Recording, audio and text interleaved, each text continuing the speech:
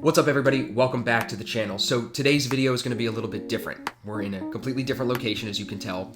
And as we push into the new year, I know that a lot of you guys are taking this time to pull away from your trading and do a lot of not just self-reflection, but even further self-development. So today, I'm sitting with someone who I think can bring you guys a lot of value. Now, whether you take his information word for word and apply it into your life directly, or if you take his information and it helps you think a different way, either way, I know that because of some of the topics we're gonna touch on today, you're gonna be able to pull value out of this. So everybody, this is my dad, Cole Silver. We can shake hands, we can be formal. That's about as formal as we'll get. Okay. So if you want to intro to me, to everybody, give us like a 90-second, minute and a half update on who you are and what you've done. So I'm really known in the neighborhood as Austin's father, so that's pretty much what I've done. So professionally, practiced law for 35 years. I had my own law firm. Then I was a chief legal officer for 25 years to various companies. And now I'm a chief client officer to an AmLaw 100 law firm. Awesome. So going from the legal officer to the client officer, we'll talk about that a lot because I think that the people watching will take value out of your coaching and your mentoring, and we'll talk about that. But before we get into the coaching and the mentoring, I want to start with just the overall topic of success. So for everyone watching, can you define what success means to you? Well, I think that success means to me is having an impact on the greatest number of people, positive impact. To me, work, professionalism is all about service and impact. And so I would like to think that everybody that I come in contact with, I make their lives a little better. That's success. Impact. Not financial, not monetary, not how many degrees you have or what job you have. The impact that you can do with your job. It's all about impact because at the end of, I'm getting older. At the end of your life, the corner office, the millions of dollars, the titles, they mean absolutely nothing. When you're going through it in your 30s, 40s, and 50s, they mean a lot. But as you start to reflect, it's the impact that you made on people's lives. When you reflect back on your impact, what moments stand out the most to make you think like, that was something I did that led to an impact on a massive amount of people? If you could pick something or three things that you've done. I think whether I'm dealing with one person individually or whether I'm dealing in an organization, my goal is just always to help people experience their success, whatever it is that they want. And I think that I have the ability to get people to collaborate because I'm a bridge builder and to work towards a common goal. When they don't collaborate and work towards a common goal, I tend to draw back and be very negative. But the times that I've had the greatest impact on the greatest number of people is when we had a collective goal and we put steps in place to get there. I can definitely relate to that, even when it goes to the logo of my business, which means transcendence as a group. You go further as a group than you would stand alone. So I can understand that completely. Nothing in this world happens alone. Yeah. Right? I mean, everything that you do, every success that you have, every impact that you make will basically depend on the amount of people that you're involved with. And I know, we're going to talk about entrepreneurship versus working for someone. Mm-hmm. What I decided after having my own law practice was that I was not having a big enough impact because I was working on small deals and I was not working on large, interesting transactions. So that led me away from entrepreneurship and working for big companies. So we can stem that into success, I think, a lot, because for some people, even in our audience, in my audience, they think that success is defined by not only the amount of money you make, but by that whole attitude you think I used to live by, which I never have, which was like the fuck the 9 to 5, fuck the having the boss, because I need to do it myself. So you realize that because of your skills, almost, you would make more of an impact going to a bigger law firm, like you said before, or maybe an international law firm, something like that, where you could work with other people, bridge people together from even different parts of the world to make success happen, more impact happen in that way. Well, yeah, I mean, when I had my own firm, the biggest deal I worked on was maybe $1 million. When I went in to work for companies as a chief legal officer, I was working on hundreds of millions of dollars globally. Totally different level. What motivated you, I think, before you go deeper in that, what motivated you to know that the $1 million deals weren't enough for you? Why was that not enough? I was bored. The numbers were just too small, the problems were too small. It just wasn't keeping you as excited as these multi-million-dollar deals with so many different moving parts and so many different people from all over the world trying to work together. You like that connecting. So go back a little bit. I know a personal story about you. Go back to even when you were in college and you told me about that class that you took where you worked as a representative for the UN, right? And you had to work with all these different people in your class that represented different countries. What did that, because you referenced that story a lot, it taught you a lot about yourself. What did that teach you? So the story goes that, first of all, I was a business major, and I thought that I was going to go into my dad's business. Which was what? Electrical supplies. Right. We had this poli-sci class, and the teacher asked us to come in on a Saturday to do a simulation of the Korean War. He made me the Secretary General of the United Nations. And through negotiations and intense discussions, we were able to solve the crisis without anybody losing any life. And it just showed me that my strength with issues and people is resolution of problems and influencing people. So it led me to believe at that point that I no longer wanted to work in Dad's business. I wanted to become a lawyer, and I wanted to work for the State Department solving international disputes. Well, I went to law school, but then I never got the job at the State Department, so I had to change direction, and things worked out in my career, but you have to be able to move in shock when things change. Definitely. Right. So that makes me think of a different scenario in your life, something that does directly stem into the definition of success. I think a lot of the time, successful people don't regret anything because they look at everything like a lesson. They take something from it, even if it's a failure on paper, and it's not really a failure, they're learning. But something that you've spoken to me about regretting in the past was your decision to go to Washington and go to college at GW and not go to Penn, even though you were accepted into an Ivy League school. Right. What has that decision done for you later in life? Do you still regret it now, or have you changed your definition of regret and looked at that decision as maybe a positive more than a negative?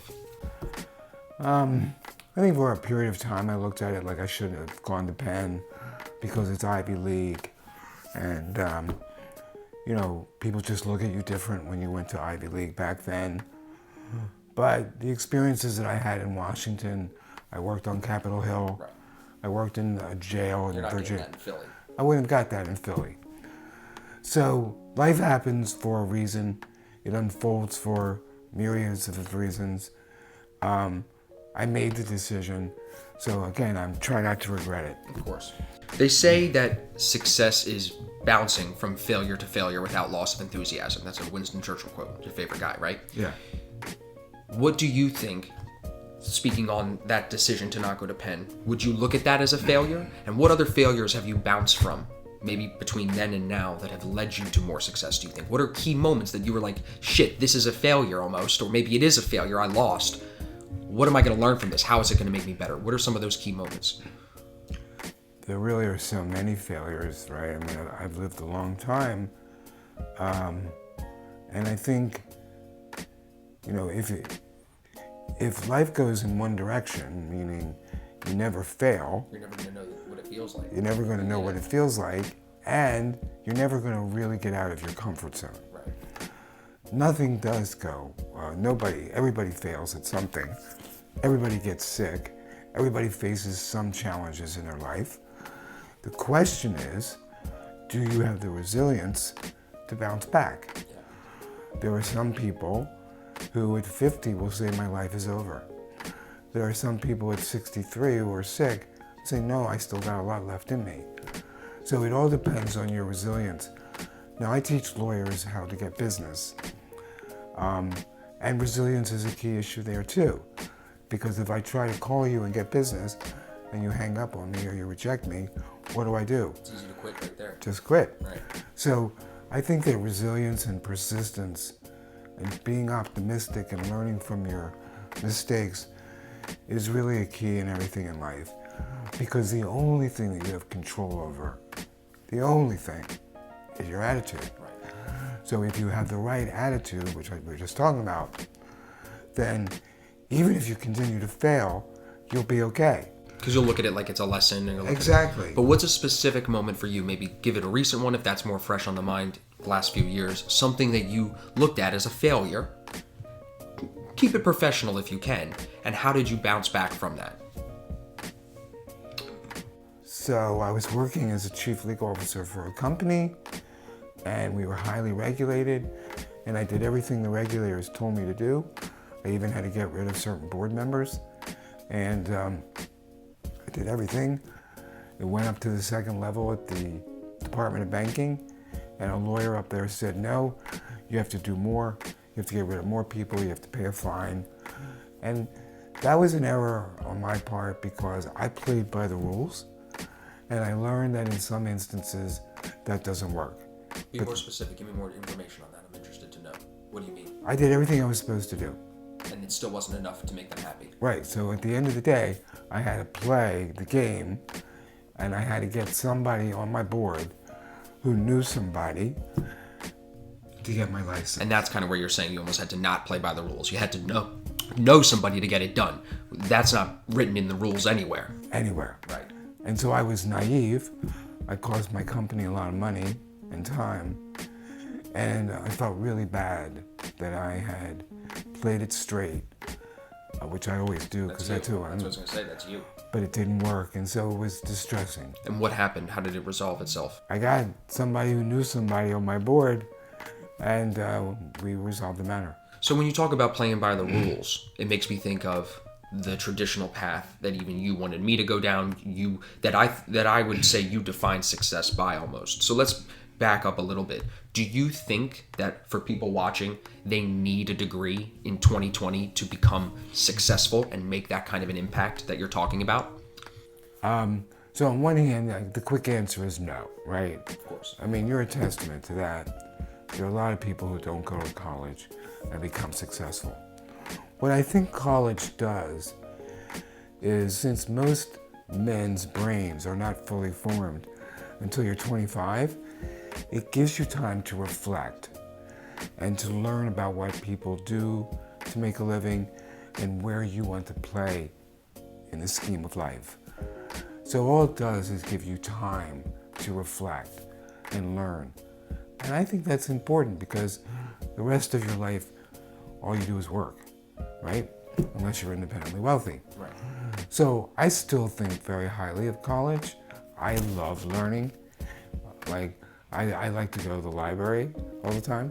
Yeah, so I think that everything is what you make it, right? Even a bad situation. So I did a lot of things in college. I went to Europe and studied. I worked on Capitol Hill. I met people who negotiated treaties. I wouldn't have met them. And that's why even with your entrepreneur audience, the entrepreneurs that I've seen succeed faster and more successful in a lot of ways are ones that work for someone else for a while to learn and gather input from a lot of different sources and then go out on their own.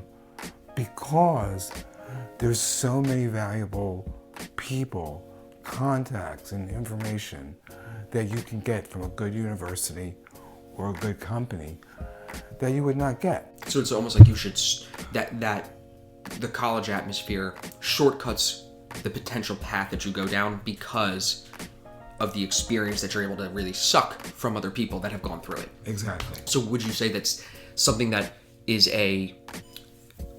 almost like a prerequisite for success would be experience? Whether you get that experience firsthand or you learn it through someone else, I think experience, we would agree, is one of the biggest things that you need to get under your belt if you want to become successful in anything, right? It goes to like that mastery thing, the 10,000 hours to really accomplish anything, you know? Right. Well, think about it. How do people learn about anything? They can read about it, they can hear about it, They can go fucking do it. or they can do it. Yeah. Experience is truly the only real teacher, Right. right? Yeah.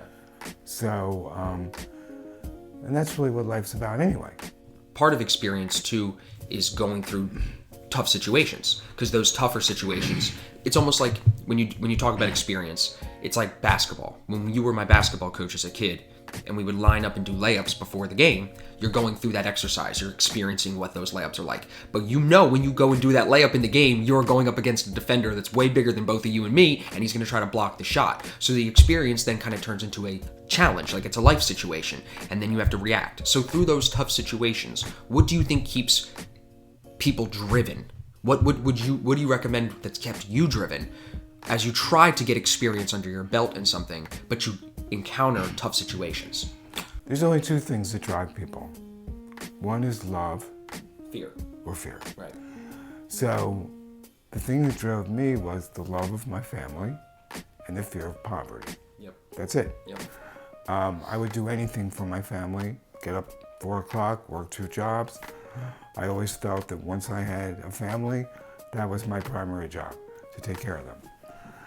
And I have had a fear of poverty, which is sort of weird because, you know, I didn't grow up poor, we didn't grow up rich, but I always, even when I was 13 years old, had a job, started putting money away, because I always felt that you never know what could hit you and you don't want to be on the street.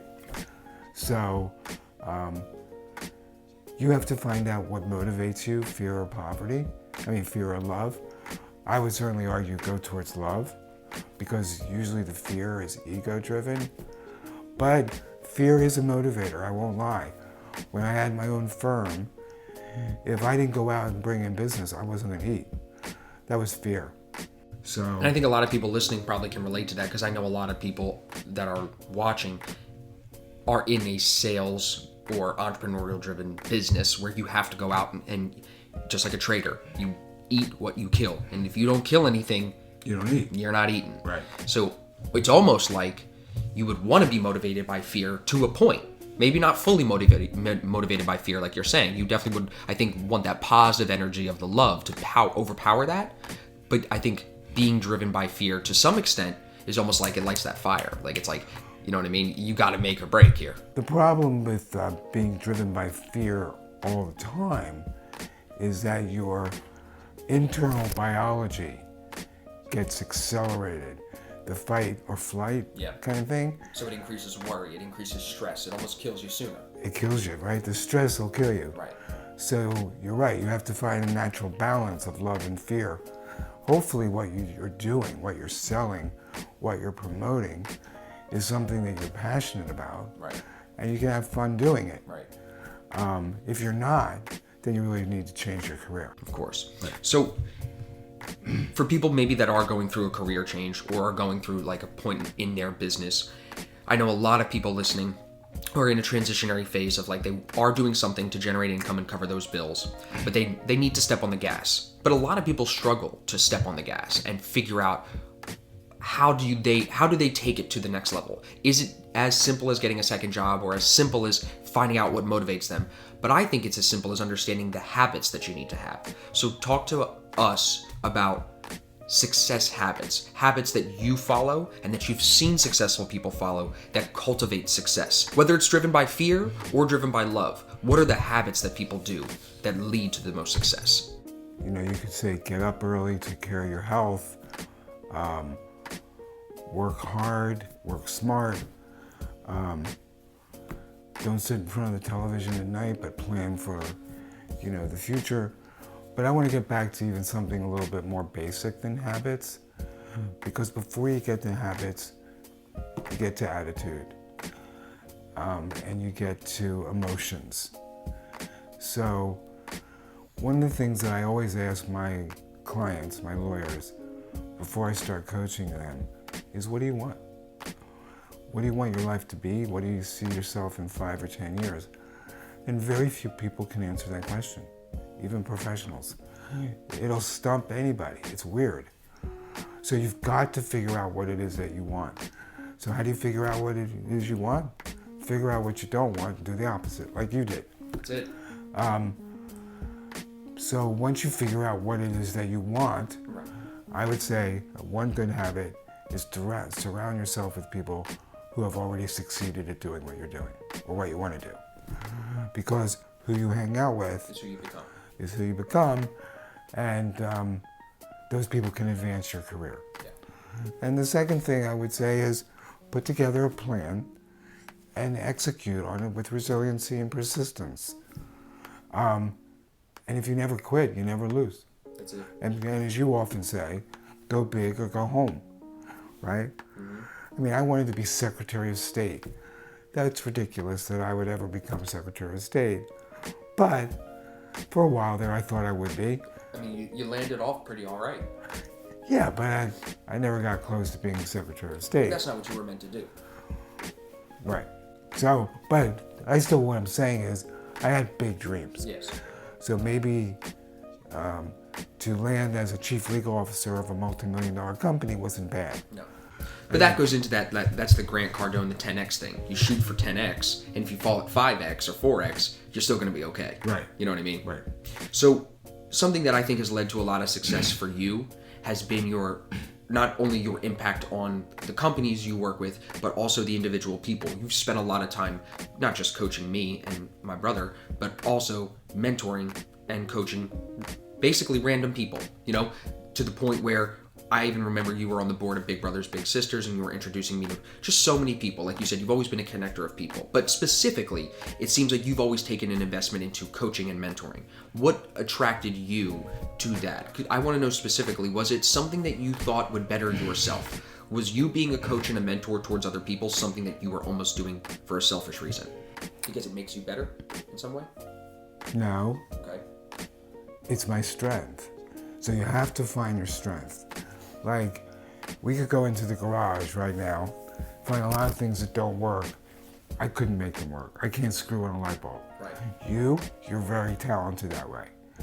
My strength is not working with things, nor is it working with data.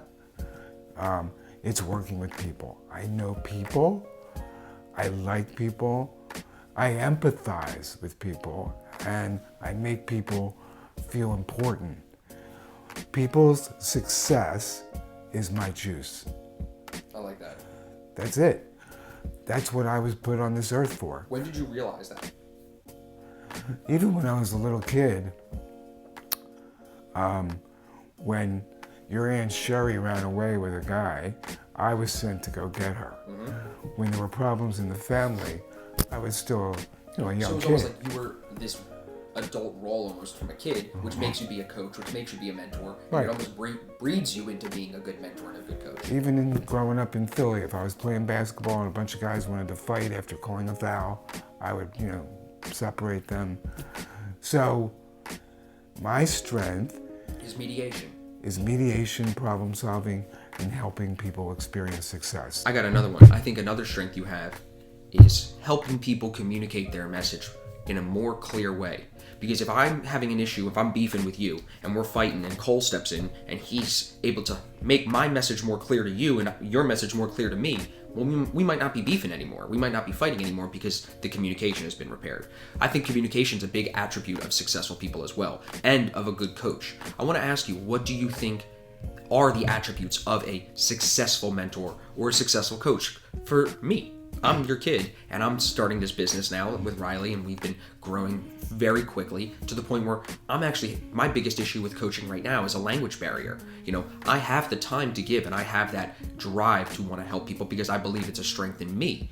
But a big thing for me right now has been this language barrier where I'm communicating with people from all over the world. Communication is an issue when it comes to mentorship and coaching. So like I said, what do you think are some of the best qualities in a coach? What are the strengths that if I'm looking for a coach in any field, whether I'm an up-and-coming lawyer watching this and I need to be a better lawyer, or I'm an up-and-coming day trader and I want to be a trader, I know now from listening to you that I need a mentor and I need that coach to help me get that experience that leads to more success. But what should I look for in the coach? The number one success trait of a good coach is the ability to listen. I knew you were going to say that. Empathetically. Yep. Not just listen and sort of say, okay, well, what am I going to say next? But to be able to put yourself in the other person's shoes and really feel what they're feeling. And make them know that you feel it. That's the kicker. That's where I struggle still. Well, that's where you get the trust factor. Right. And once you get the trust factor, you win. It's over. Whether you're selling legal services or you're selling widgets. Everything is trust. So listening empathetically develops trust. What's a for someone like me, I think a lot of people struggle with this. Watching, I know it's an issue. What do you do if you struggle to listen empathetically? Riley tells me all the time, sometimes she thinks that I'm not listening to her talk because I'm already ready to think about what I want to say back. Is that just my ego, or is that just me not slowing down? What is that where you're not listening properly maybe? How do you fix it? Well, I guess the thing would be is to slow down, right? And to chill out and just really put yourself in the other person's shoes. I feel like it's okay to slow down. You talk very fast. I do. You think very fast. Mm-hmm. So you ought to take a pregnant pause and just listen, because your responses will be more, Sure. Accurate. Genuine. Yeah. For someone like me, then, I feel like for a point in my growth, not that I thought this consciously, but almost I felt like I was uncoachable. So, and I'm not, and I've realized that. But are there people who are uncoachable? Absolutely. And what do you do with them when? I fire them. Fire them. Yeah, because we're wasting our time. Is it all ego basically getting in the way? Every time they're not listening, they're barking at you. They're not, like when I deal with a trader who thinks that they know better than me, I do the same thing. You just walk off. But is it just their ego overpowering it? Well, it could be their ego. It could be that they don't like me. They don't like my advice. Right. Because I'm not the kind of coach that just listens and says, well, what if? Because I actually grew a practice. I give concrete Actionable advice. Yes. Yeah. And I think there are a lot of people at the end of the day who really don't want to do what they think they want to do. What do you mean? Well, before I had this job, I was doing consulting on the side. I remember. And lawyers would pay me a lot of money to put together a business plan to go out there and get business. And we would do all the work and they would do nothing. So they may think they want the spoils of having clients, the money, but they don't have the habits or the energy to do what it takes. Passion, the work ethic. Well, the fear is overcoming them, right? The fear. Rejection. The fear of not being a winner. Right. Lawyers are. Because they're driven so much by ego. Right. Most lawyers are. Absolutely. Right. So if they're driven by, pull it away from lawyers, most people I think are driven by an ego to some extent. Yeah. Oh yeah. So if you're driven by an ego, there's just so many. Here's another thing that makes you a good coach. Sure. Or a good listener, is to find the person under the ego. So when you're talking to somebody, say, okay, well now they're talking with their ego. Let me get to the real person, the emotional person. How do you do that? More questions? Why? What? Why? How? Is that how you get to it? Yeah. You just kind of piece at them? Yeah. Like a chisel. Just keep going at them. Give me more information. Why are you saying that? Where's that coming from? What does that mean? Be more clear with me. I'll give you an example. A lawyer who I've mentored for many, many years calls me the other day, and she's really angry at her current boss, and she doesn't know what to do, stay in the company, leave, whatever. And after just listening and asking questions, I said to her, your problem is that you can't forgive him. He was more than a boss, he was a friend, and now you're pissed at your friendship. Mm-hmm. You've got to forgive him, and then you'll be able to move on. And that happens to a lot of people, even in marriages. I was going to say, that sounds like a relationship. Well, everything is a relationship, right? Everything, whether it's your boss, your wife, your kids, everything's a relationship. But the emotional baggage in those relationships prevent people from moving forward.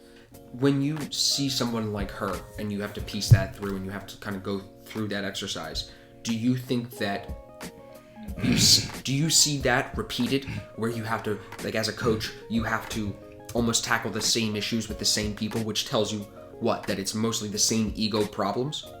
Is it generally? There are a lot of that.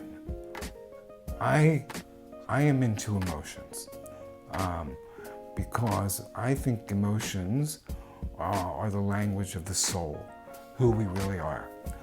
We may make decisions based, on Logic. We may think we do, but we don't.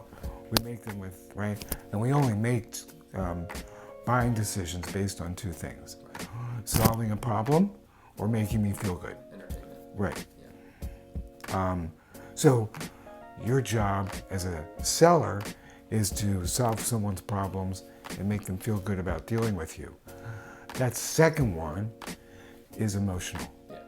Is the trust, is that I care about you, I understand you. And it starts with listening the right way. Yes, and treating them as the most important person in the world. Right. If you do that, you never lose, because that's all we want, all of us, is to feel important. Right, so if you're buying something from somebody, if that person that's trying to sell you makes you feel like it's going to change your life and that you deserve it almost more than anyone, you're more likely to buy it. Absolutely. Right. So stemming the mentorship and the success conversation into something else here, change is something that I think a lot of people struggle with. It's the topic that I opened up with at my seminar in Philadelphia, because I think that before you go into anything new, before you go at learning something new, before you go at trying to be more entrepreneurial, before you go at changing your job maybe, or getting a new job even, I think change is the biggest issue that holds people back from taking big steps forward in the direction of maybe what they think, like you said, they want to do. A lot of people don't know what they want to do, but maybe they know they need to change. So talk to me and talk to us about change, and what do you think are some of the biggest catalysts of change? Well, again, I think it's fear or love. Still. Right, yeah. Look at global warming, right? Mm-hmm. We know that in a few years it's going to be catastrophic, but as human beings, we can't make a decision to change. Why? Because it's not imminent. Most people don't change until there's a catastrophic thing in their life. Is that not what I said at the seminar? My reference was football players. A lot of professional football players don't stop playing until what? They get hurt. Right. A lot of people don't change. The alcoholic doesn't stop drinking until he kills someone, or until someone he knows dies from it. Right. That changes him. Nothing else changes him. He doesn't care if his wife yells at him every night and he's going to get a divorce. But when somebody dies, that might be emotionally driven to make a change. Right. I think emotions drive change, right? Would you agree? Well, yes, plus facts on the ground, right? Like, so if you get sick, it changes everything. Sure. But I think you lose a job, you get divorced. So then change is forced on you. So what's something that people you think could do to make change easier? So first of all, I think that you should embrace it as a common fact of life. That what you do at 30 is not what you do at 40, 50, or 60. Two is be excited about change. In order for skin to be reborn, old skin has to die. Same thing with cells. So it's almost like a perspective, you're saying. Have the right perspective on the change. Yeah, embrace change, embrace diversity and new things in your life. Like when your hands start to get sweaty because you're going through a difficult situation, you should almost let that motivate you, because you're like, oh man, I'm growing. That's what the sweat is almost, right? Right. I think lastly,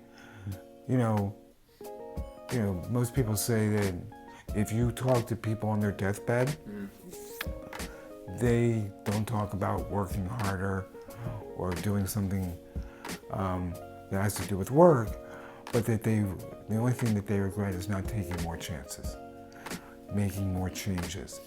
If you don't change during the pendency of your life, you're going to be like Bill Murray in Groundhog Day. You're going to live the same thing, the same problems, the same life, and you're stuck. Right. You've got to change, whether it's where you live, your job, your wife, whatever. So before you go too deep on that, if you're someone right now who's listening, yeah, and you don't have an emotional reason to change, you're that football player that hasn't gotten hurt yet, what then can you look to motivate the change? If you have no emotional reason, but you're starting to think a little bit about changing your situation, whether it be personal or professional. right. Well, no matter where you are in life, if you look out 5 years, you're going to probably be in a different situation. So, to me, even when I would get a new job, I was always thinking, okay, what's my next job, right? Because I'm always looking ahead. So that's what I would say to your audience. Look 5 years. Don't, sure, live in the moment, but look out 5 years and have a plan where you want to be. And then make, decisions to get there. I would say on that, a lot of people don't do that, which is why you should. A lot of people are just planning for the next year. And the saying goes, you overestimate what you can do in a year and you underestimate what you can do in 5 years. I think people lack the discipline and the consistency to do something for 5 years. That's what's led to our success, is that I've been trading for 5 years. This is our 5th year. So if we can do it another 5 years, we're not only just doing something that much longer, gaining all that experience that we talked about, gaining all those failures and learning from them, but we're also just doing something longer. The consistency is almost admirable. Wouldn't you agree? When you do something for that long and you can commit to something like that, it's admirable, it's respectable. Absolutely, and you have to, work at something to become an expert. Right. But my point about looking 5 years ahead is really more about perspective than discipline. Again, what is it that you want? That's where you think most people are fucking up, right? Like, it seems like even with the success where we started the interview, from in your experience, would you say most people are wrong about what they think they want? They don't know what they want. They don't even have an idea. Right. Or if they do know, it comes into their head, and then their negative chatter takes over. Negative self-talk. Right. Yep. No, I'm not tall enough, I'm not young enough, I'm not handsome enough. Right. So then they just kill that idea. So let's talk about that. Where does that negative self-talk come from? Your ego. Even deeper than that. I think it comes from even like where you were raised, who you're around. You know what I mean? If you hung around with 5 people like me, you wouldn't talk to yourself negatively. Because I talk to myself so positively all the time. I believe in myself and she believes in me. And there's so much belief, you almost block out that negativity. So you're saying that it's all environment. I don't know if it is. Not all environment, but a big piece of it is, The bottom line is that we all have it. Yeah, absolutely. Right. Everybody talks negatively to themselves. All to the some time. extent.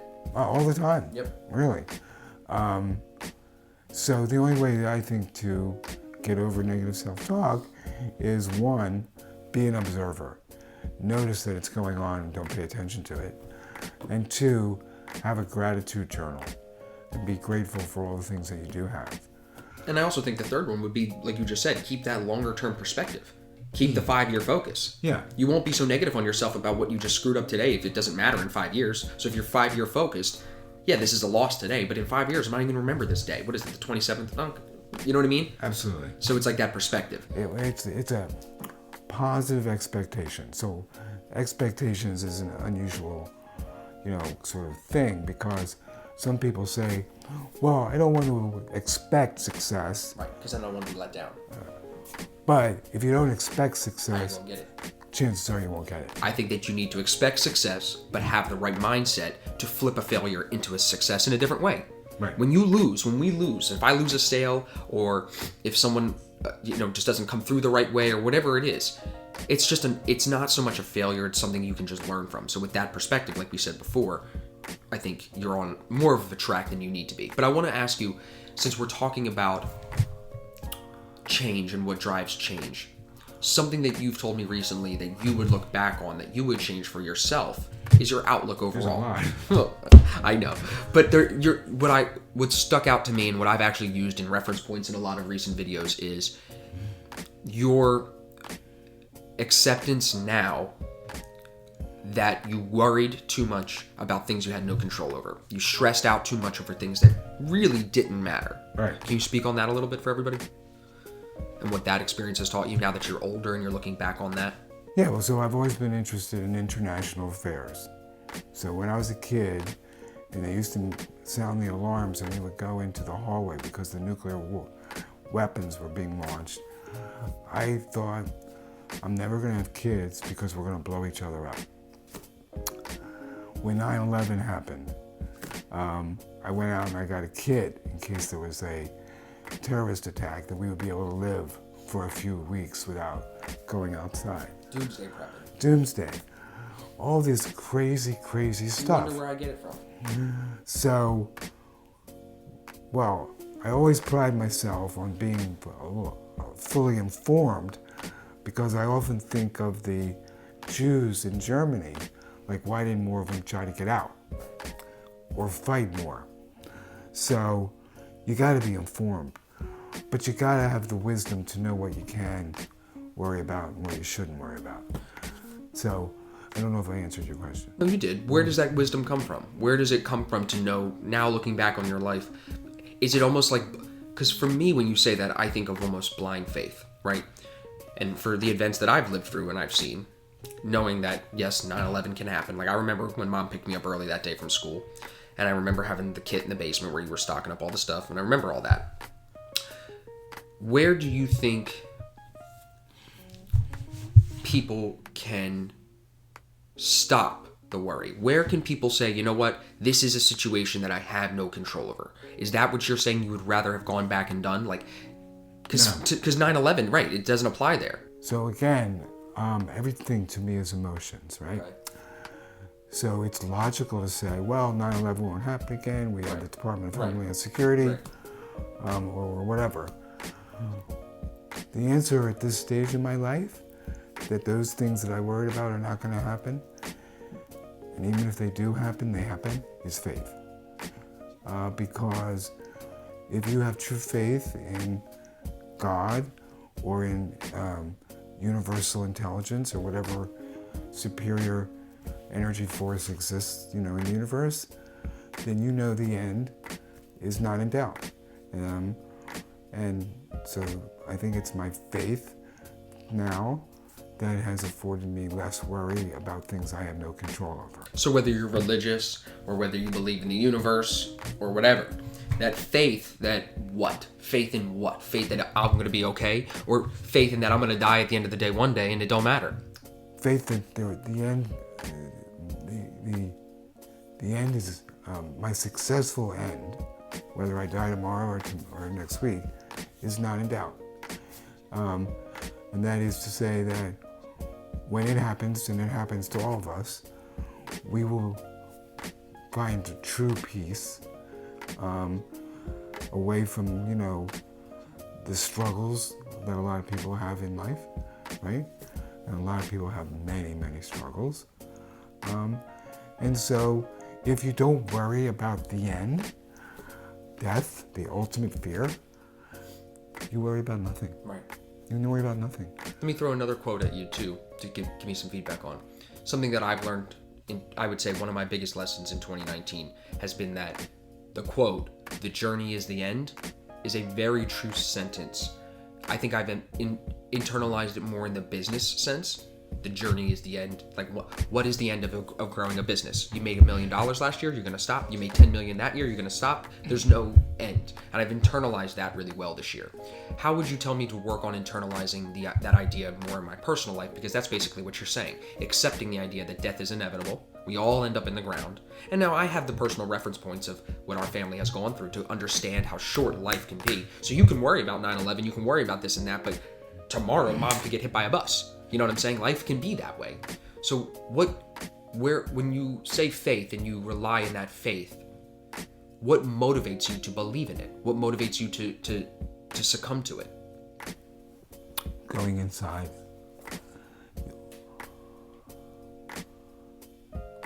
All of the answers are inside. Inside you. Yeah. They're not in any of these books. Right. They're not in a church or a synagogue. When you get quiet and you see the energy and the power within you to be a creator, and that you are part of the universe and part of God, that's where the faith comes from. Something that you just made me think of that I think is valuable for people listening is something that you and I have kind of not beefed about, but I've shared my feelings with you on it in that gift I gave you, where you used to tell me as a kid the universe doesn't revolve around you. But as an adult, I'm starting to feel every day more and more that it does. That you do manifest what happens in reality first in here. What are your thoughts about that? Have you changed your opinion on that? Or were you just saying that to me as when I was a kid because you didn't want me to get my way? Yeah, the latter. Well, when I say the universe didn't revolve around you, what I was saying is that no man is an island, right? You need people to accomplish what you want to accomplish. And you need to be nice to people. So that's what I meant. Not that you're not a creator. No, I understand. And that you can't, and then the way that you manifest is means you can't be an asshole. how you think. Right, you can't go around being an asshole, letting your ego dictate the universe. Your ego doesn't drive the universe. Right. Logical mind almost should be the one that does. Right. And the emotional feelings of who you are, what you're really trying to say. Right.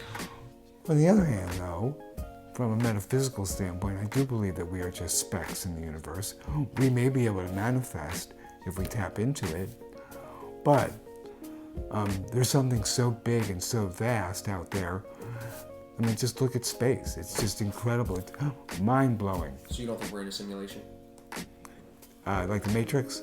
Kind of. Yeah, maybe, I don't know. Elon Musk thinks we are. So let me steer us back towards a little bit more talking about money. Money? Yeah. Yes. Talk about... Our favorite subject. Yeah. Talk about your experience in building wealth and in building multiple streams of income, multiple streams of just putting your money in different buckets. Explain to me and everybody your thought process on there, because I think that without discussing numbers, because we don't want to be public about that, it's respectable, the career, anyone watching can look you up. They know that you're a successful person, right? So for someone that's not as successful as you, me and all these people watching, because we want to be more successful than you. So being an attorney and having to deal with business disputes and bankruptcies and people's failures, problems, the one thing that I think kills all wealth building is debt. So I've always tried to stay Cash positive. well within my means. Yeah. So it's not what you make, it's what you spend. Absolutely. Right? So debt is bad unless it's good debt. Which would be? Like real estate. Sure. Right, that makes income. Taking out a loan to start a business that you have proof could be a good business. Right. But just to buy things. A TV on interest-free financing ain't the best debt. Right. Yeah. So debt is bad personally. And I think it's bad from a national standpoint. The thing that's going to cause the next recession is debt. Yes. We have so much debt, it's unbelievable. The second thing I would say about money, or at least with regard to me, is I'm risk adverse. My personality is risk adverse, meaning if the market goes up one day and I don't make as much as the market, I'm okay. And when it goes down and I lose less, I understand. I feel better. Do you think that Because that's what Warren Buffett says, right? What's the first principle of making money? Don't lose money. Don't lose money. Of course. Right. But is that middle ground where you have found to be the most successful? You have to find what you can deal with, what you can sleep with, right? So I've always invested. Real estate was just my home. I never bought real estate because I'm like terrible at fixing things. So I would have to rely on so many people. Right? But listen, that's a fair. That one of my questions was going to ask you about real estate, but that's a fair point. You knew your strengths. Right. So I've always invested in stocks, bonds, Index funds. some index funds, but I'm mostly in actively managed funds now.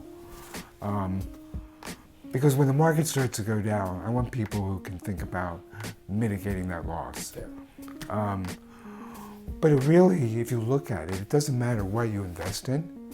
If you look at the long period of time that I've been investing, what is key is how much you invested. So I would always pay myself at least 10%. Of every check that you took home. Every check. So whether someone listening is at a job doing a 9 to 5, or if you're someone like me who's trading to make your income, it doesn't matter. You should be taking a piece of that and putting it aside. When I was cutting lawns at 13, I was doing it. Right. So it doesn't matter how you're making money. Every time money comes in, a piece of that money should be put aside to pay yourself. Absolutely. And your future. Absolutely. Yep. Always been. And probably more than 10% today. Probably 15. Is what you're doing now. I'm trying. Trying. It's hard. It's very hard. 15. A lot of people couldn't afford 15% of their income after paying taxes and things like that too. Right. But you got to pay yourself, because at the end of your life, when you can't work anymore, you don't want to work anymore, you're going to have to rely on yourself. Right. Right now they say we have a retirement crisis in this country where older people are going to try and live off Social Security. It's crazy. You can't live off Social Security. Right. And they're going to suck it dry, so the people my age aren't even going to have Social Security. We don't know about that. We'll would. see. But even so, those people did not save any money, right? Or they had a catastrophic event which depleted their savings. So... But I would even go at that and say they should have saved more then. Yeah. We had a couple catastrophic events and we saved enough. You saved enough. Right. Yeah. But it was important to me. Right. Anyway, and I had a fight with your mother all the time. She always wanted to buy. Right. So when you talk, I want to just backtrack to something you said about the mutual funds versus the index funds. For people that aren't super savvy about this, the difference is basically an index fund. You can set that up with Vanguard. You set one up for me when I was 19 or 18, and we pump money into that. And it's not actively managed. There's not someone changing the allocation of stocks and bonds in that fund. If they're a mixed fund or whatever it is, there's not someone changing that. It's the same, it stays the same. You put the money there and it grows for you at a better rate than inflation, so you don't lose money and you make a little bit on the top. That's an index fund versus a mutual fund. A mutual fund is, like you said, actively managed by a trader or someone that thinks that they know better. Right. So for someone like me and my audience, who a lot of them are actively invested in markets, multiple markets or one market, why have you chose to not trade your own money, but go with a mutual fund over an index fund? Because, let me just give you my full thought. My thought is, if you don't want to trade your own money, why trust another trader? If you don't trust yourself to get smart enough to understand how to actively trade it, why have you paid the fees to the mutual fund instead of going to the index fund? I'm not saying to become a trader yourself, because I know it's not your speed. I'm saying, why did you go with that mutual fund, actively managed? And I understand the pro of it, but the con is the fees. Way higher in fees than an index fund. Why didn't you put more money in the index funds? And would you have if you could go back? I think for the reason I said before, because when things start to melt down, you want someone who's got their hands on the wheel. Right. And you trust them enough to where you're doing research on this fund and you're like, all right, I believe this guy enough that he knows his shit. Like, I only own 5 or 6 funds. Right. And every fund that I own, the manager has over $1 million of his own money in the fund. Right. He's got skin in the game. So that makes you feel good. Makes me feel like if I was going to collect money from people to trade with, you wouldn't be happy to put money in unless I said I was putting $50K of my own money into it. Right. And remember how I said I hate to lose? Yeah. So when the stock market trashed 10 years ago, and it went down like 50%, you didn't lose 50%, I remember. These actively managed funds lost 25, less, right? Cut your loss in half. So that made me feel better. Yep. And that's a fair point. Have you found that diversification between stocks, bonds, and mutual funds, things like that, has that led to more wealth than it would have had you just put it all in one mutual fund 30 years ago? So if I would have put all my money in stock the whole time that I invested, I would have made more money. Really? If you just bought the S&P, right? I would have done better. Right. So I was wrong, but I couldn't handle the gyrations. Right, because at that time. Right. Right. So, and as you get older, you're always in this accumulation phase. Well, now I'm getting older, so now I have to look at a phase of income paying me. So then everything changes. Right. So you want dividend stocks, right? You pay dividends, capital gains. Yep. You want bonds who pay interest. Right. So, as you grow in life, as you change, so do your investment objectives. And for someone like you, you're on the back end of this technological era that we live in. You came into it at the end. You didn't even get an iPhone until we were on iPhone 6s. So you're on the back end of it. With you knowing that, and now you seeing what I do with Forex, and me showing you the statistics of how the market is not only getting bigger in traders, but bigger in volume, more access to people, because the internet's getting easier to access in Africa and in Asia, all over the world. All these people are going to be able to start trading. Right. Now we have cryptocurrency. That's a big thing over the last 3 years, right? Becoming very mainstream. All of these things. What kept you from ever going into another asset class? Why did you never buy REITs? Why did you never buy cryptocurrency when it came out? Why didn't you turn to technology as it became more of a prevalent thing? Knowing that you're not stupid. Like, you didn't think that we were going to be writing on stones forever. You knew computers were the way. Why did you not jump all in? Imagine if you had bought Bitcoin 3 or 4 years ago. You know what I mean? That's my thought. Because I'm not a a gambler. You're not a leader in that sense. You wouldn't go first. You'll go second or third. Well, no, I don't even go second or third. I'm not a gambler. And every time I've tried to gamble, I lost. So I once bought this pharmaceutical drug which was going to cure AIDS. You bought the stock. Right. I once bought this gold stock that was going to skyrocket, right? I bought some tech companies right before the tech meltdown. So what did you buy them in Yeah. 2001? Yeah. So every time I've tried to do that, You're at the wrong time. I'm at the wrong time. That's just you, though. Even Right. with this house. Didn't you buy this house at the wrong time? Yeah, but I knew that. Right, 'cause but you knew that was I didn't want to move twice. Right. But I didn't know about the So others. the timing didn't line up for you. So it never works for me. Right. So then I just say to myself, okay, the tortoise and the hare, I'm going to be the tortoise. I'm going to be the tortoise. I'm just Slow, gonna win slow. slow and But it steady. paid off for you. did. You've never had to go take a loan out for some $400 expense. Like, I mean, the stats right now, Thank God, right? the stats right now are disgusting. How the average person, and it's just, I say it's disgusting, but I'm very grateful that neither of us are in that position where 40% of Americans couldn't take a $400 random expense. Flat tire and you need a new axle, they can't do it. That scares me. Now you put that on top of credit card debt at its all-time high, highest it's ever been. You put plus, let's put a little plus sign, plus student loan debt, the highest it's ever been. Plus auto loans are having more defaults in 2018, 2019 than any other year previous. So I just threw those three at you, and now I'm gonna throw one more. The stock market making all-time highs day after day after day, even with all this debt just building and building and building. So what does that tell you, someone that has experience in markets, all different kinds of markets for how many years? What does this situation tell you? I've heard you reference it as a melt up, right? Right. So if you look at even the 30s during the Depression, right before the stock market crashes, it melts up incredibly. Just define the melt up being, a lot of people are saying, hey, this is a couple indicators that are saying we're at a bad point here, but it just keeps going because you got the almost like the dumb retail person still pumping it higher, still buying more, which drives the price up. But at some point that melt up stops, right? Yeah. Look, everything that goes up comes down. This is the longest bull in history. And it's fueled mostly by cheap money. Yep. Because the Fed... Credit. It's fueled by credit. Well, that's what I mean. Cheap money, yeah. Right. Yeah. Fake money. Right. Because the Fed keeps lowering interest rates when they really should have been hiking them. Yep.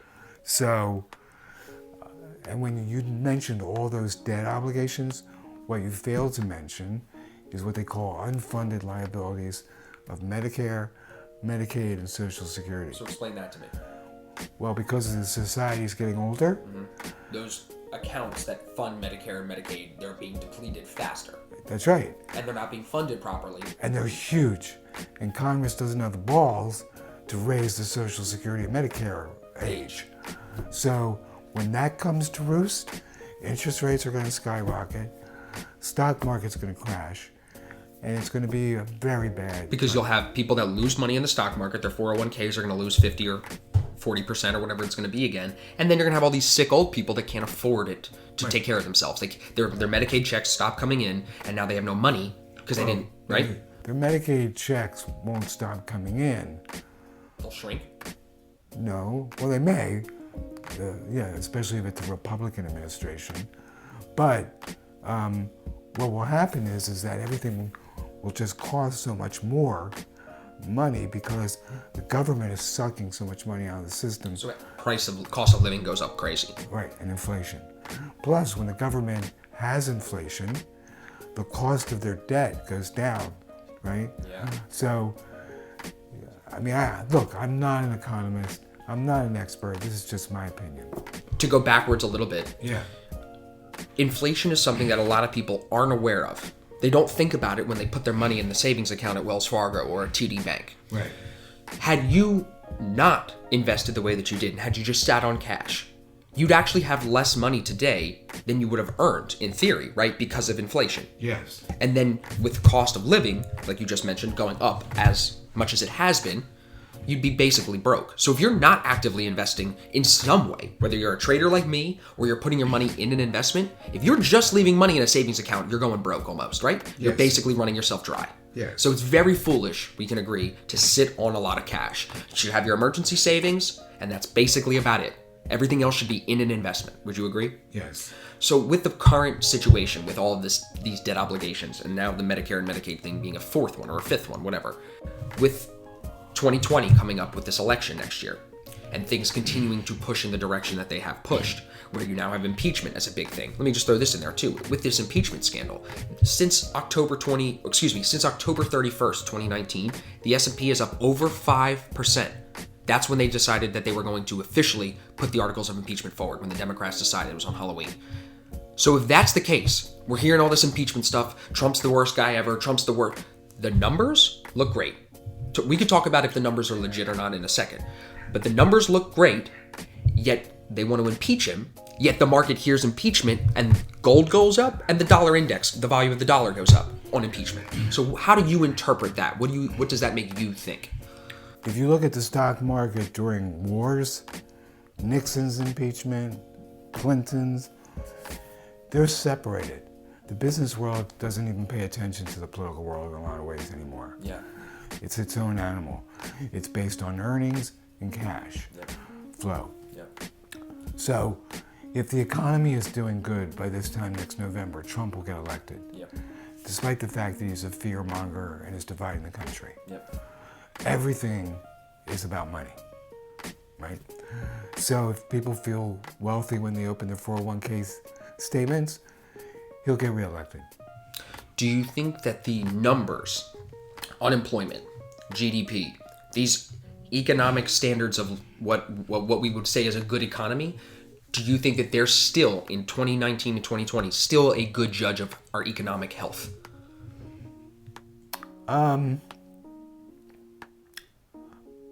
I don't know. That's probably a really long-term discussion. Yeah. Because economic health does not just necessarily mean that people's stock portfolio is going up. Right.